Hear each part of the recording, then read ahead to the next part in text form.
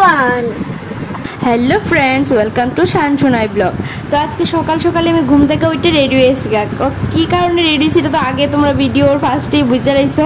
R first to last একটা ভিডিওর মধ্যে দেখানি কোনোভাবেই সম্ভব না, এলাকা আমি কী করছি পার্ট পার্ট করে নিয়েছি। তো আমি বাড়ির থেকে বাইরে আয় পড়ছি অনামিকার বাড়িতে। আর দেখো এখানে আয় দিয়ে অনামিকা একটু রেডি হয়েছে না। তারপরে কী করুম, তারা এমনিতেই লইয়া ছুটছি, কারণ গাড়ি আয় পড়ছে, গাড়ি তো দাঁড়াইতো না, এদিকে সবাই বাইরে আছে গা। তো আমরা দেখো এমনিতেই গাড়ির মধ্যে উঠে আসছি গা। অনামিকার মেকআপটা কিন্তু দারুণ হয়েছে, তাই এত সুন্দর করে সাজছে, এত সুন্দর করে মেকআপ করছে। না দাঁড়াই লাগতো না, যাও। এই যে আমার বাড়িটা, চলো। এই দেখো, এদিকে তাকাও।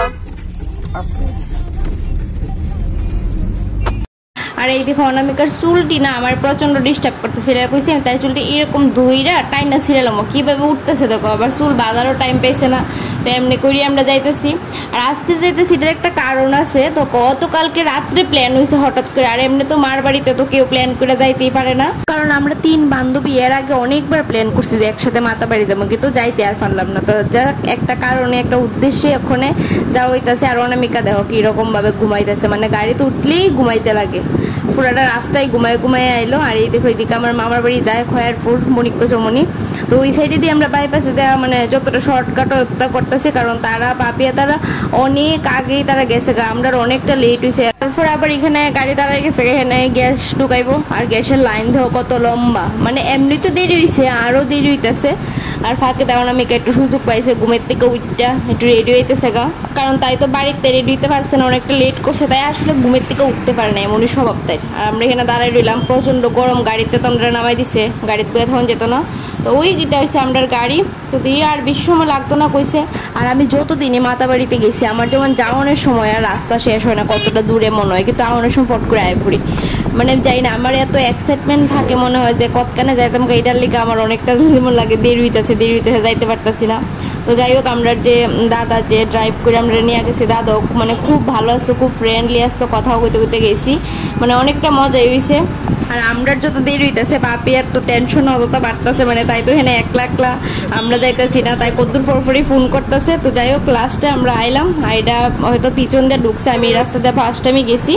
আর আমরা এখানে জুতা টুতা রাইখা সেরা ওখানে আয় পড়লাম, হেনে বাবন তার সাথে দেখা করতে। আর এই দেখো হ্যাঁ ক্যামেরা দেখছে না, মোবাইলটা দেখতেই সাইড দিছে। তো আসলে কি হয়েছে, আজকে বাবন রে নামাইবো ঘাটে। তো আজকে তো অষ্টমী, লেখা অষ্টমী স্নানের দিনে নামাইবো, লেখা মাতাবাড়ির ঘাটে ওরে নামানি হইব। আর ওইখানে বাবনের মা রে চলো একটু দেখাই, মা তো ব্যস্ত আছে, এই রোদ্রের মধ্যে বয়ে রয়েছে, বয়ে আইটি কাজ টাজ করতেছে। ড্রেস চেঞ্জ করে লিছো? আচ্ছা আচ্ছা।